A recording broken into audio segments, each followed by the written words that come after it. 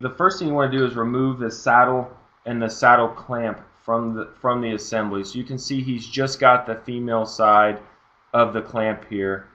And so what he's doing now is wrapping the cable around the arm, and you always want to loosen the bolts on the cable ends to make sure you have plenty of room for cinching it tight, and then coming back and tightening those nuts down to really tighten it around the mast arm.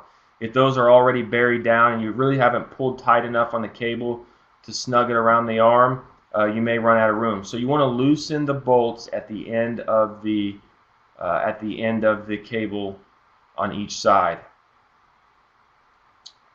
And then once you've done that, you'll slide them into place. There's a position where the cable ends lock in, and then you'll notice that the loop is being pulled and it tightens it around the mast arm. And so then you can pretty much get it in place where you need it to be.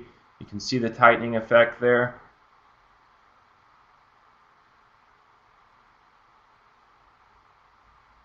And then he's going to tighten one by one the bolts on the cable clamp. You're noticing he's not cranking down on one of them and then moving on to the other two. He's going to get each one snug and then come back for another round. That way they sort of tighten down evenly. And just like with any hardware, you don't want to over tighten. And again, it's a 1/2 inch, a 5/8 inch, and an 11/16 socket that's needed for this new bracket. Also a 3/8 inch open-ended wrench to back up on the cables, and you'll see how he does that shortly. Okay, so now he's getting it into place where you would want it or need it on the mast arm or pulled over your wire opening. And you can see here in his left hand he's got the 3/8 inch open-ended wrench for backup, and then he's tightening down each side of the cable. And again, do not over tighten.